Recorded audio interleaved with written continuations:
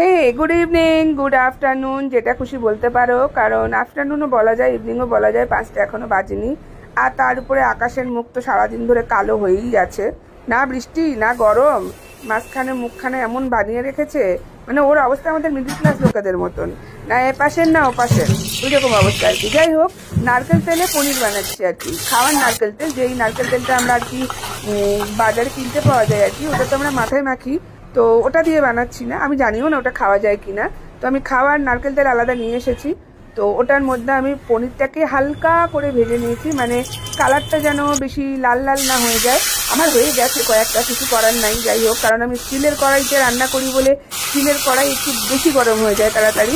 মশলায় আমি নিয়েছি হচ্ছে কি টমেটো পেস্ট, চিলি ফ্লেক্স, আদা বাটা, জিরে বাটা, কাঁচা লঙ্কা বাটা, এই কটাই নিয়েছি আর কি। আর একটু কাজু বাদাম বাটা, কিশমিশ বাটা।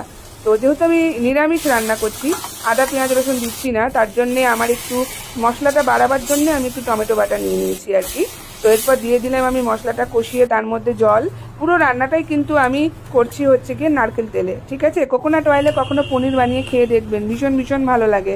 তো এরপর আমার মশলাটা যখন রেডি হয়ে গেছে কষানো, তারপর জল দিয়ে ওটাও যখন আমার একটু রেডি হয়ে এসেছে, মানে ফুট উঠে গেছে আর কি, এরপর আমি দিয়ে দেবো পনিরগুলো দিয়ে দেওয়ার পরে আমি একটুখানি কিছুক্ষণের জন্য ছেড়ে দেবো আর কি, 2-4 মিনিটের জন্যে।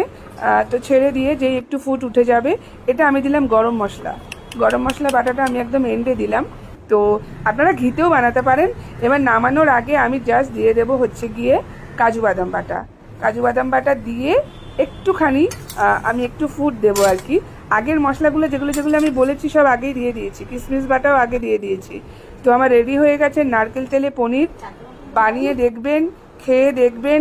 আমি এটার নাম দিয়েছি পনির মহারানী, আমি নিজে নাম দিয়েছি আর কি। তো আপনারাও বানাবেন, এইভাবে বানিয়ে খেয়ে আমাকে জানাবেন কেমন ছিল আমার রেসিপিটা। অবশ্যই কোকোনাট অয়েলে ট্রাই করে দেখবেন। টাটা।